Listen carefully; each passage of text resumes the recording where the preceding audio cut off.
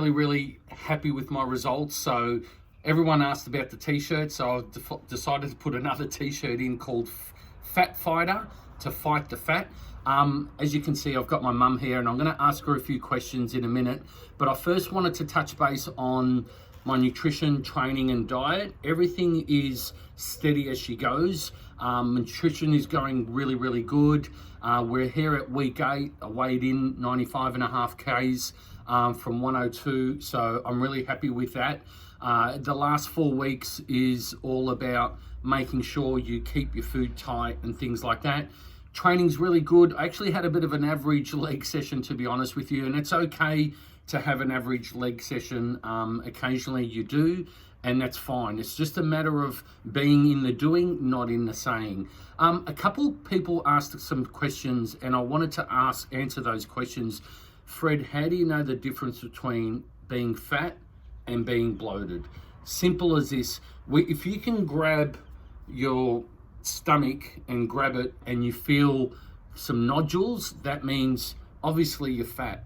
Now, if you can grab it and sort of pinch it, then that means you could probably be a bit bloated and you're not carrying a lot of fat. Now, guys, we all carry it in our stomach, and even girls in our lower back and hip area as well. So what we want to do, and what I talk about with ketosis, is always about making sure you burn your body fat as fuel rather than burning your glycogen levels. So making sure your high good fat content is working with your nutrition and making sure you fast. So that was one question. The other question is, Fred, who is your mentor? Who is the person that you look up to? And she's right here beside me. It's my 91-year-old mum. Now, there's no point looking at a mentor that's, you know, in a glossy magazine and doesn't have the same physique as you or the same beliefs. So mum's always been kind of our hero, really, in regards to when it comes to our fitness. And I'll ask her a few questions in a minute, but she's always been a real catalyst for me and my twin brother. And Ma, you know, like you, when we grew up, you always pushed us.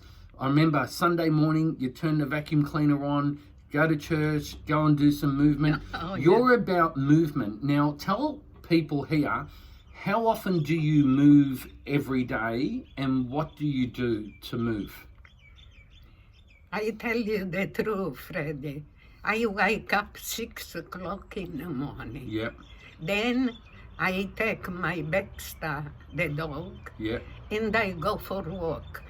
I do only gentle exercise. So let me ask you this. When you wake up at 6 o'clock in the morning, do you ever feel like you just want to go back to bed? No. See, there you go, guys. It's ingrained in her DNA. It's a non-negotiable to not go back to bed. So, okay, so you do, the first thing is you take Baxter for a walk. How long of a walk would you go for? Gentle exercise. I go around the block. I go to the park and come home.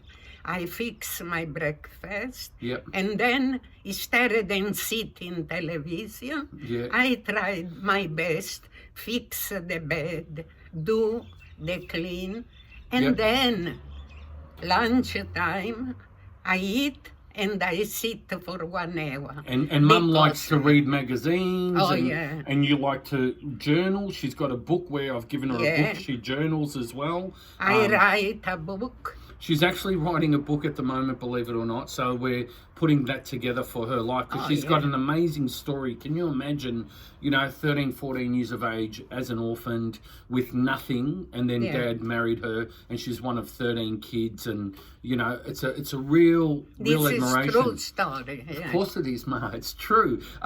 Tell me, during the day, you said you get on your bike. You get on your bike. How long? Afternoon. Yep. 1 hour in the bike. Wow. Because Grandpa left the bike when he died, and I take over. So with the bike, you're on this Repco. It's a recumbent bike. It's a stationary bike. I love it. What don't you get bored of it? Or No. You don't? Because always I think if I move, will be the best. Okay, and then after that, what do you do in the afternoon? Afternoon, take back my dog, and play with him and see what happened with him. Yeah, so you take it, and then do you go for another walk of an evening? A little, not much. Yeah. I have a big yard. Yeah. I teach the dog with the ball. See, how good is it as you get older to have an actual thing to do? If you want to live on, you need to be up and do something. Need to move, don't you? 91 years of age, guys. Ma, do you walk at night as well sometimes? Sometimes. Sometimes. Now, your diet, let's talk a bit about your diet. Mum's from a place called Abruzzo, which is north of Rome. Tell us a little bit about really what your food is like. You're not one for a sweet tooth. You don't have lollies or anything, ice cream. Freddie, I feel if I buy something all done, don't suit my body. If you invite me to go to a restaurant, I tell you, sorry, I love my food. I don't get used to. And what I do, guys, is I bring some fish over for Mum and some veggies, and we cook it up, and then we eat it, and this things is for like lunch. That. What do you make? As you make sometimes some little pizzellis, Italian for all the grandchildren as well. But no sugar, not much sugar. Not much sugar. Do you have a sweet tooth? Do you have a? No. Do you eat ice cream? No. No, doesn't eat ice cream. So there you go, guys. And it's kind of like a non-negotiable that she's had in her life. You do things like hip thrust smart, where I get you those floor exercises, where you do a whole lot of floor exercises as well. If someone's looking at this and they're about 40 to 50 years of age and they're really wanting to get fit, what did you say? What's your message to other people? To the people watching, The people who watch, I recommend the old people to move in. Even the young people, but? The young people, they are lazy, but they have to move. So? Otherwise, the body, give up. So there you go, guys. It's really that move it or lose it philosophy. Moving. And don't feel like you have to be a perfectionist at lifting weights. Go lighter, do things, and keep moving, and keep sweating, and keep swearing, and smiling, which is my principle as well. But Mum's all about movement, and as you get older, you need to contract your muscles. Because what happens, mate, is when you get older and you're just resting, your muscles aren't contracting and designed to contract and expand. So there you go, guys. I've kept it relatively under 10 minutes. We're at about 8 minutes now. So I tell you the truth, Fred. Yes. I tell you that if the other lady look at me and they want to be fit, they have to move in around. There you go. Because otherwise, rheumatic, cold, flu. Yeah. I never have flu. I'm moving. There you go. Recommend moving. Move it or lose it. So there you go. Week 8. If you've got any questions, you want to know anything else, feel free to drop me a message or put a comment in the comment section. So each and every day, Mum, also just touching on finishing off, Mum believes in religion as well. She's an avid Catholic, so that gives her another destination point with regards to her Catholicism. So she's involved in the Catholic Church as well, and I outsource all my church going to Mum. So she goes to the church for me. She prays for us all. So that's also really good.